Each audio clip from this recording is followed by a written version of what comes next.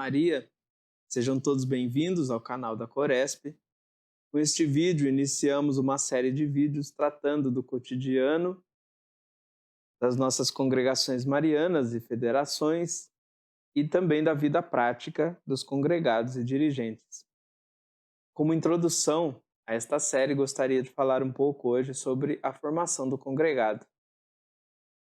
A nossa regra de vida, número 28, diz assim: a formação espiritual do congregado mariano deve ter especial atenção em levá-lo a uma união vital entre fé e vida, sem dissociar os valores e exigências da vida interior dos desafios e compromissos da vida na família, no trabalho, nas relações sociais, no mundo da cultura ou da política.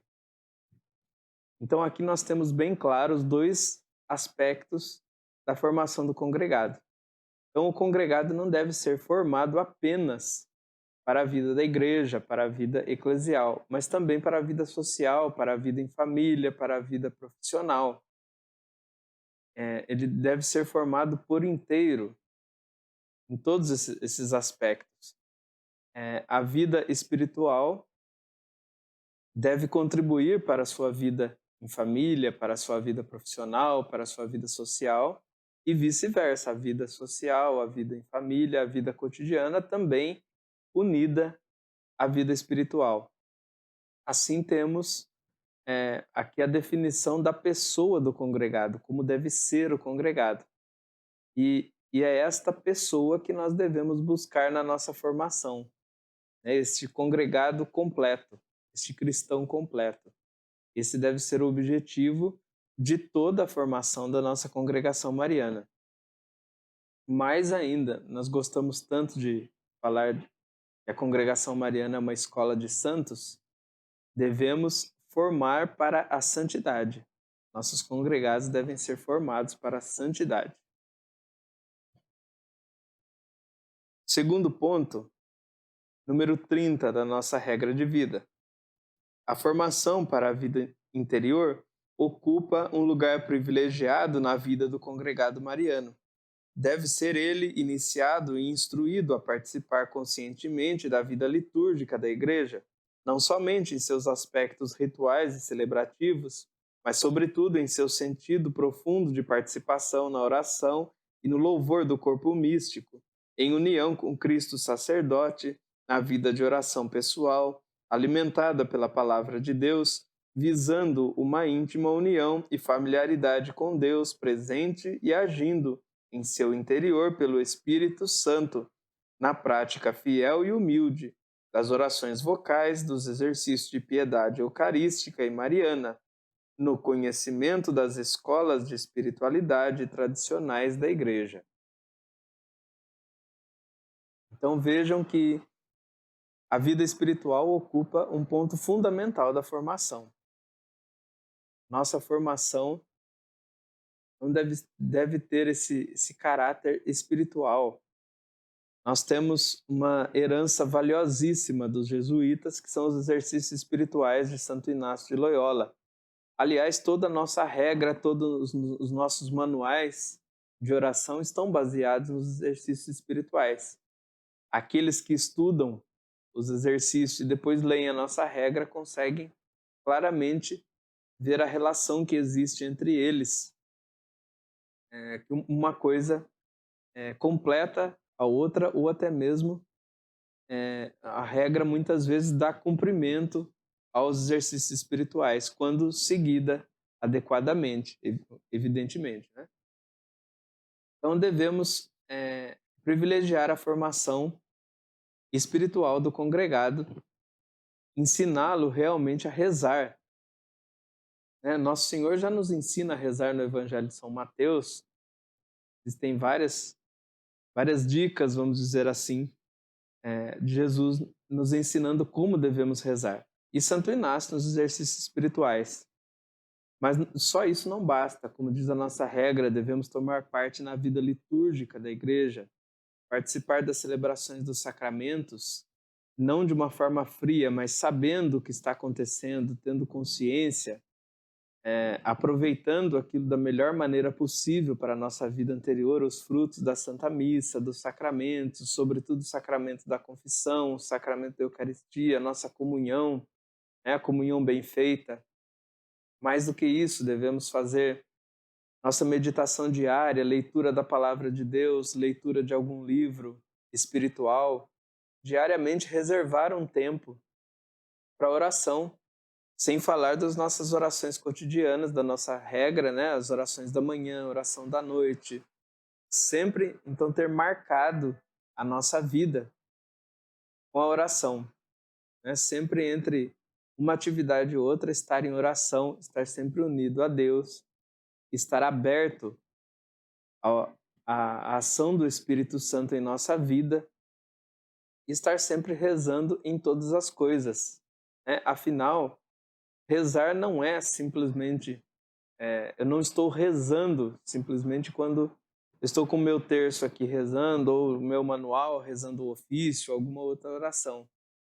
Não, quando eu estou fazendo toda aquela atividade agradável a Deus, fazendo bem feito, da melhor maneira possível, com intenção de agradar a Deus, eu também estou rezando. Quando eu estou fazendo o meu trabalho de maneira digna, adequada, de maneira correta, com a intenção de agradar a Deus, isto também é oração. E assim se aplica a todos os outros pontos da nossa vida, a vida em família, a vida em comunidade, enfim. Tudo mais que é feito em nossa vida deve ser feito com esta intenção de agradar a Deus. E também é uma forma de oração. Não nos esqueçamos disso. E não nos esqueçamos de privilegiar a oração nas nossas formações e em nossas congregações marianas. Há um antiquíssimo costume nas congregações marianas de promover as horas santas, a adoração, além, claro, já comentamos sobre o retiro inaciano, a reza do terço, a devoção mariana em geral, as novenas, as festas dos padroeiros, mas, sobretudo, esta oração interior, esta meditação, esta oração pessoal que deve ser feita diariamente. Lembrando de uma frase de um místico carmelita que dizia: a oração é a chave que abre a porta do coração de Deus. Tenhamos isso sempre em mente. Seguindo aqui a nossa regra de vida, número 31. A formação doutrinária é da maior importância para dar consistência à vida interior e ao trabalho apostólico do congregado mariano. Ela consistirá numa catequese sistemática e integral que o leve a conhecer os fundamentos da doutrina da Igreja e a natureza de sua fé, os artigos do credo e os preceitos da moral católica, a leitura em espírito de fé da Sagrada Escritura, a história da Igreja e das formulações dogmáticas, a natureza do verdadeiro ecumenismo e os pontos controversos com outras confissões cristãs, em especial para orientá-los nos problemas sociais e culturais do mundo em que vive. Deve ser promovido o conhecimento dos princípios básicos, dos critérios e das orientações da doutrina social da Igreja. Como já dissemos anteriormente, então a formação do congregado é uma formação completa. Não só a vida espiritual, não só, vamos chamar aqui a vida material, a vida em família, mas a formação completa. Isso passa pela formação doutrinal, uma coisa sempre ligada à outra. Então, a formação catequética, os documentos da Igreja, estar sempre atento aos documentos da Igreja, ao magistério da Igreja, ao catecismo, à vida dos santos, aos escritos dos santos. Tudo isso serve para compor esta pessoa do congregado, esta personalidade que deve ser o congregado, este cristão completo, este cristão bem formado. E, evidentemente, que isso contribui para a vida apostólica, porque não é possível um congregado, por exemplo, ser um catequista na sua paróquia, se não tiver formação adequada. Vai ensinar o que aos seus catequizandos, se ele mesmo não aprendeu? Ou mais ainda, um instrutor de uma congregação mariana. O que pode ensinar um instrutor que nada aprendeu? Então é preciso ser atento, estar atento a esta realidade e dar atenção a este ponto doutrinal. E visto que este ponto também contribui para a vida espiritual. E o conhecimento da doutrina, dos escritos dos santos, da vida dos santos, do magistério da igreja contribuem, por exemplo, para a meditação diária da palavra de Deus. Facilita a meditação desta palavra à luz da doutrina da igreja. Então, uma coisa completa a outra.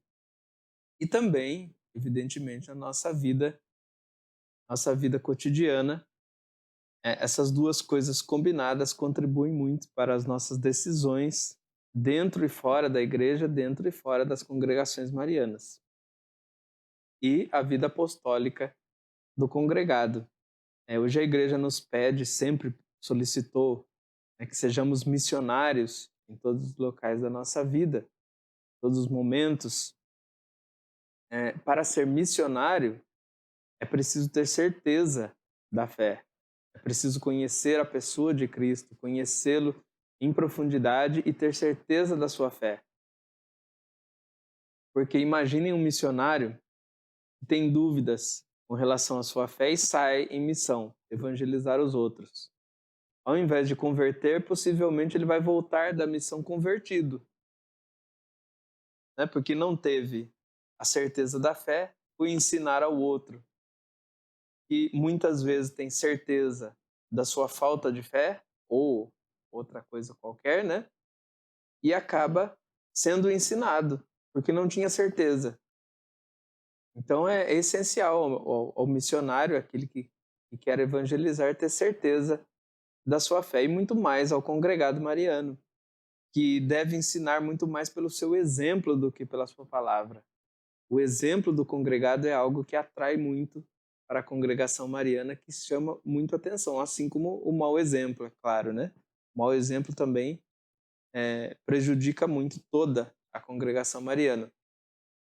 E muitos congregados hoje certamente terão muitas histórias para contar de como entraram para as congregações marianas, muitos deles pelo exemplo de outros congregados, até mesmo dos seus familiares, que um dia foram congregados marianos.